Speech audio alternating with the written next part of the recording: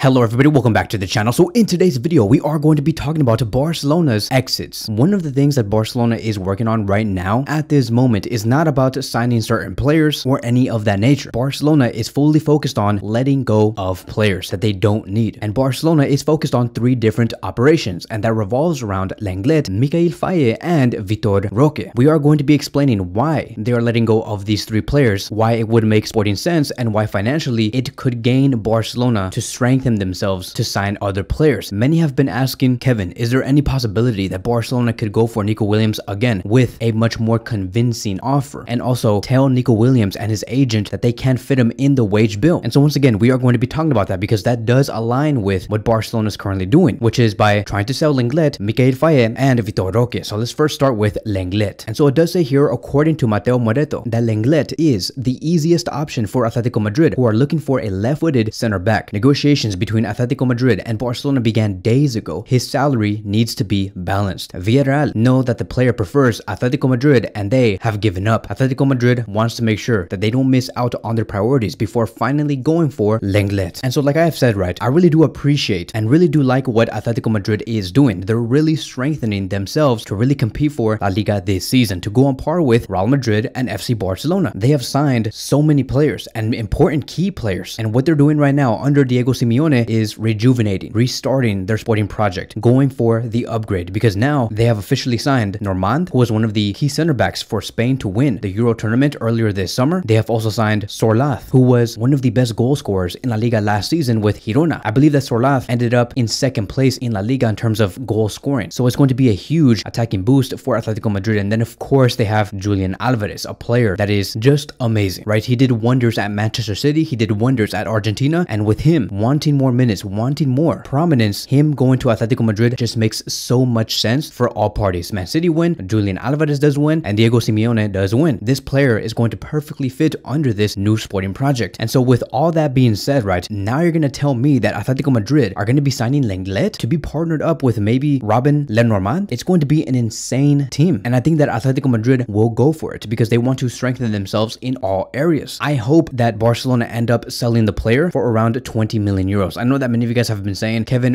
why do you say that? Why do you think that they're going to be selling him for anything more than 25 million euros or 20 million euros? That is because he had a great preseason. Lenglet is not injured. There's still a lot of years in his contract left with Barcelona. He's in his prime years. There's many reasons why Barcelona can sell him at a good price. And if we sell him completely, no longer will his wages affect our wage bill because he does earn a lot. Don't blame Joan Laporta, blame ex-president Bartomeu, who gave him a massive contract for no reason. If Barcelona end up loaning out Lenglet to Atletico Madrid, that's going to be okay. I just hope that Atletico Madrid do take up like 90% of his salary so it can help Barcelona's wage bill. And hopefully Joan Laporta can include a mandatory buy option within that loan deal so they can buy him in the summer of 2025 for a good amount. Moving on towards the next conversation, and now let's talk about Faye. And it says here, according to multiple sources in Italy and also from Sport, that Faye is Inter Milan's main target to become the vice Bastoni. Barcelona want to sell the defender for a minimum of 15 million euros and no less than that, but only to clubs outside of La Liga. Inter Milan want a loan with an obligation to buy, but they are willing to pay Barcelona's price tag. And then we have Di Marzio claiming Inter Milan are looking for a center back, and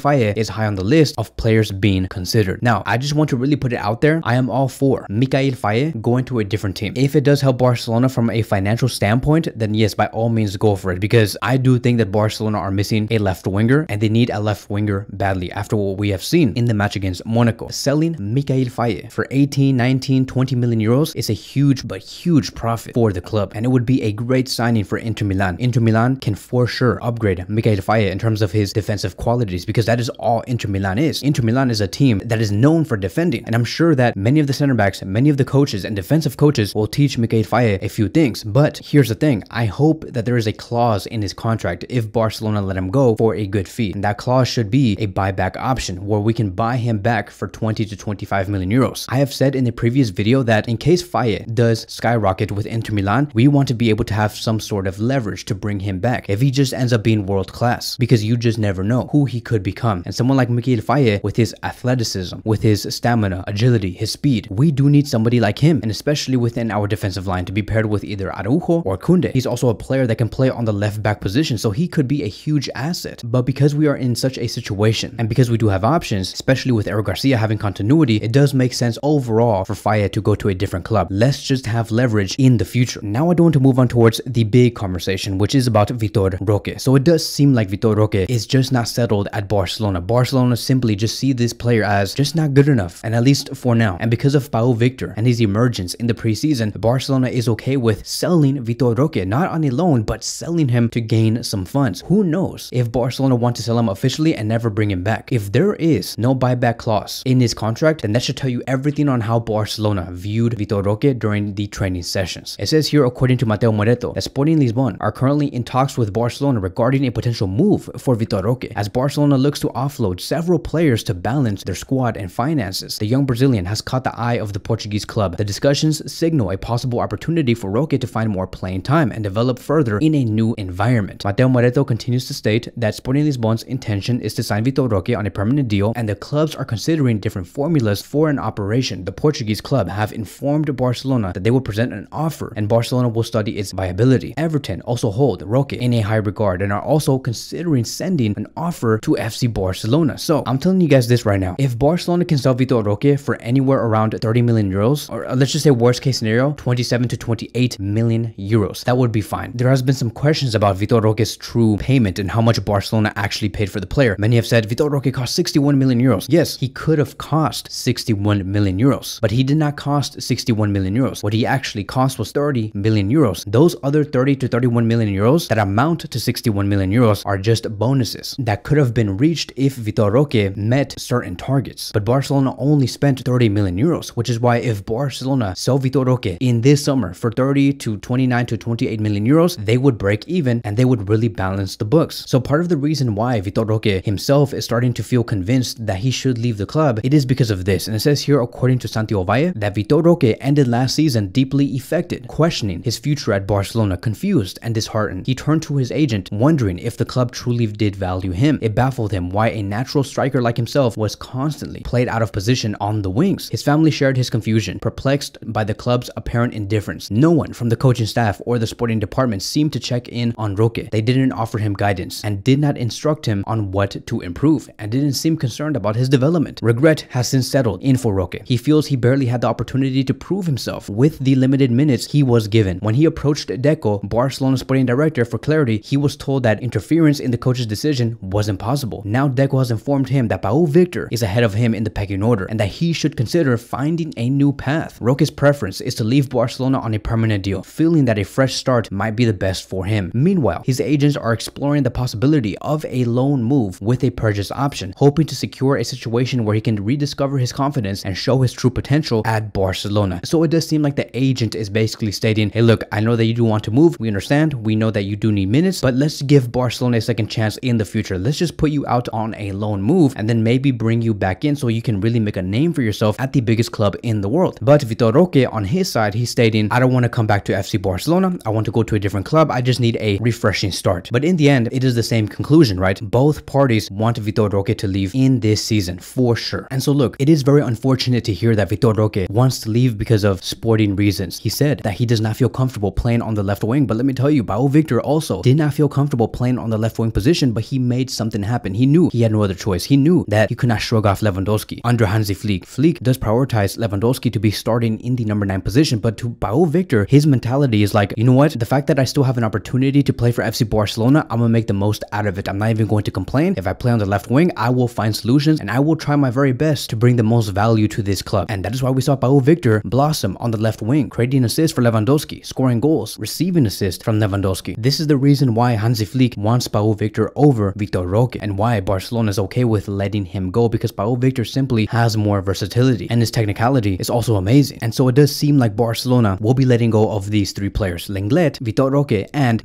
Faye. Let's paint out the worst case scenario. If Barcelona sell these three players for a low amount, let's say for Vitor Roque, he gets sold for 28 million euros.